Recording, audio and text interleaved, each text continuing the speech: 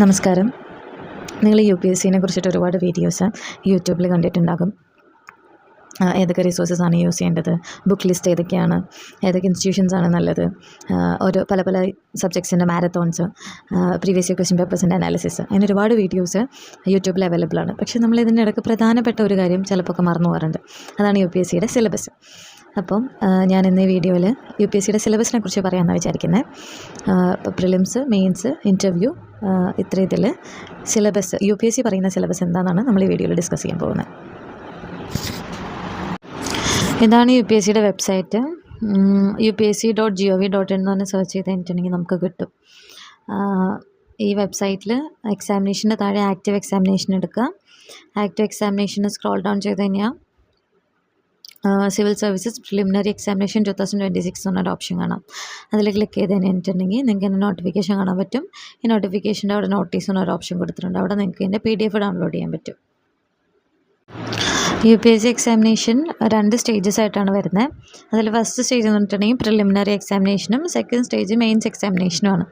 ഈ mains examination തന്നെ 2ആയിട്ട് divide ചെയ്തിട്ടുണ്ട്. ഒന്ന് റിട്ടൺ എക്സാമിനേഷനും പിന്നെ ഒന്ന് പേഴ്സണാലിറ്റി ടെസ്റ്റും, നമ്മൾ ഇൻ്റർവ്യൂ എന്ന് പറയുന്നത്. പ്രിലിംസിന് 2 കമ്പൽസറി പേപ്പറാണുള്ളത്. അത് രണ്ടും 200 മാർക്സ് വെച്ചിട്ടാണ്. ഒരെണ്ണത്തിൽ 100 ക്വസ്റ്റ്യൻസ് ആണ് ഉണ്ടാവുക GS പേപ്പറിൽ. അടുത്തത് CSAT ആണ്. CSATൽ 80 ക്വസ്റ്റ്യൻസ് ആണ് ഉണ്ടാവുക. ഇനി GS പേപ്പറിൽ നമുക്ക് നോർമൽ കട്ട് ഓഫ് അനുസരിച്ചിട്ടാണ് സ്കോർ വരിക. ഇനി ക്വാളിഫയിങ് പേപ്പറിൽ നമുക്ക് 33% മാത്രം മതി. അതിവിടെ കറക്റ്റായിട്ട് കൊടുത്തിട്ടുണ്ട്. ഇനി മെയിൻസ് എക്സാമിനോട്ട് വരാൻ നേരത്ത് മെയിൻസിൽ 2 ക്വാളിഫയിങ് പേപ്പേഴ്സ് ഉണ്ട്. അതിലൊന്ന് ഏതെങ്കിലും ഒരു ഇന്ത്യൻ ലാംഗ്വേജ് നമുക്ക് ചൂസ് ചെയ്യാം, പിന്നെ ഒന്ന് ഇംഗ്ലീഷ് ലാംഗ്വേജാണ്. ഒരു ബേസിക് പ്രൊഫഷ്യൻസി ഉണ്ടെന്നുണ്ടെങ്കിൽ നമുക്കത് ക്വാളിഫൈ ചെയ്യാനുള്ള മാർക്ക് നമുക്ക് കിട്ടും. ഒരു 75 മാർക്സൊക്കെ കിട്ടിയാൽ മതിയാവും. ഇനി അടുത്തത് ക്വാളിഫയിങ് പേപ്പേഴ്സ് അല്ലാതെ 7 പേപ്പേഴ്സാണ് മെയിൻസിനുള്ളത്. ഓക്കെ, ഈ 7 പേപ്പേഴ്സിൽ ആദ്യത്തെ പേപ്പർ essay ആണ്. essayയിൽ നമ്മൾ 2 essays എഴുതണം. 1000 വേർഡ്സ് ഉള്ള 2 essays ആണ് എഴുതേണ്ടത്. ഈ 7 പേപ്പേഴ്സിനും 250 മാർക്സ് വെച്ചിട്ടാണ് വരിക.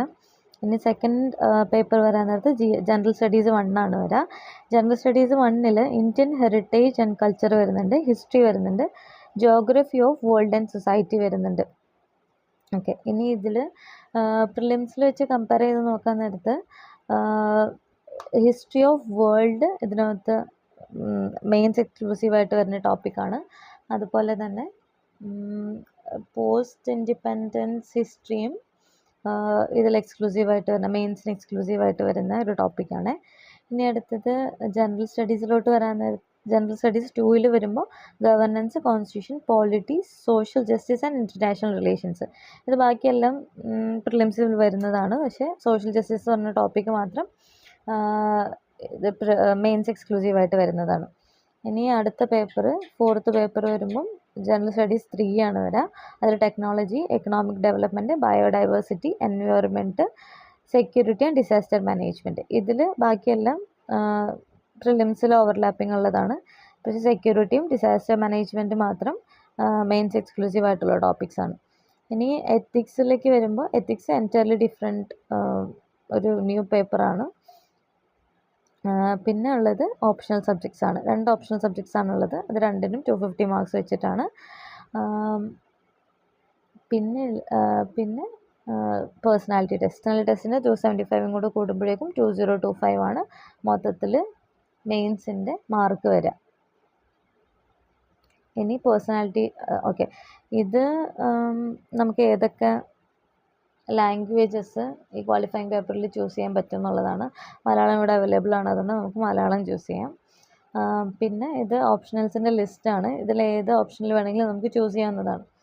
ഓപ്ഷണൽ ചൂസ് ചെയ്യുമ്പോൾ ശ്രദ്ധിക്കേണ്ട കാര്യം, നമുക്ക് താല്പര്യമുള്ള ഏതാണോ അല്ലെങ്കിൽ നമ്മൾ ഡിഗ്രിക്ക് ഏതാണോ പഠിച്ചത് അത് ചൂസ് ചെയ്യുന്നതായിരിക്കും കുറച്ചുകൂടി നല്ലത്. കാരണം കണ്ടല്ലോ 2 പേപ്പർ എക്സ്ക്ലൂസീവായിട്ട് ഓപ്ഷണലിലാണ് വരുന്നത്. അപ്പോൾ നമുക്ക് ഇഷ്ടമുള്ള സബ്ജക്റ്റ് പഠിച്ചില്ലെന്നുണ്ടെങ്കിൽ പിന്നീട് നമുക്കത് ബുദ്ധിമുട്ടായിട്ട് വരും. പിന്നെ അടുത്തത് ഇതൊക്കെ എലിജിബിലിറ്റി ക്രൈറ്റീരിയ ഒക്കെയാണ് എക്സ്പ്ലെയിൻ ചെയ്തിരിക്കുന്നത്. ആവശ്യമുണ്ടെങ്കിൽ മാത്രം വായിച്ച് നോക്കുക. ഇനി അടുത്തത് ഇൻ്റർവ്യൂവിനെ കുറിച്ചിട്ടാണ്, അല്ലെങ്കിൽ പേഴ്സണാലിറ്റി ടെസ്റ്റ്. ഇതിവിടെ ക്ലിയർ ആയിട്ട് ഇവർ മെൻഷൻ ചെയ്തിട്ടുണ്ട്. Candidate will be interviewed by a board 5 board മെമ്പേഴ്സാണ് ഉണ്ടാവുക. അതിൽ okay, the interview personality test is intended to judge the mental calibre of the candidate. അപ്പോൾ നമ്മുടെ നോളജ് അല്ല അവർ ടെസ്റ്റ് ചെയ്യാൻ പോകുന്നത്, നമ്മുടെ മെൻറ്റൽ കാലിബറാണ് ടെസ്റ്റ് ചെയ്യുക. ഇതിനകത്ത് എന്തൊക്കെയാണ് നോക്കുക? ഓക്കെ, നമ്മുടെ മെൻറ്റൽ അലേർട്ട്നെസ് എത്രത്തോളമാണ്, critical power of assimilation, clear and logical exposure, balance of judgement, അങ്ങനെ നമ്മുടെ leadership qualities, intellectual and moral integrity, ഇതുപോലെയുള്ള നമ്മുടെ പേഴ്സണാലിറ്റി റിലേറ്റ് ചെയ്തിട്ടുള്ള കാര്യങ്ങളായിരുന്നു നോക്കുക. ഇതിപ്പോൾ നമുക്ക് 1-2 ക്വസ്റ്റ്യൻ ആൻസർ ചെയ്യാൻ പറ്റിയില്ലെന്നുണ്ടെങ്കിലും ഇതിനെ അധികമായിട്ട് ബാധിക്കത്തില്ല, കാരണം നോളജ് അല്ല ടെസ്റ്റ് ചെയ്യുന്നത്. പക്ഷേ നമ്മൾ നല്ല പ്രസൻറ്റബിളായിട്ടിരിക്കുക, നമുക്ക് നമ്മൾ പഠിച്ച കാര്യങ്ങളൊക്കെ മറ്റുള്ളവരോട് കൺവേ ചെയ്യാൻ പറ്റുന്നുണ്ടോ എന്നുള്ളതൊക്കെ അവർ ചെക്ക് ചെയ്യും. നമുക്ക് കമ്മ്യൂണിക്കേഷൻ എത്രത്തോളം നന്നായിട്ട് പോസിബിളാണ്. പിന്നെ ഇതിൽ ശ്രദ്ധിക്കേണ്ടതായിട്ട്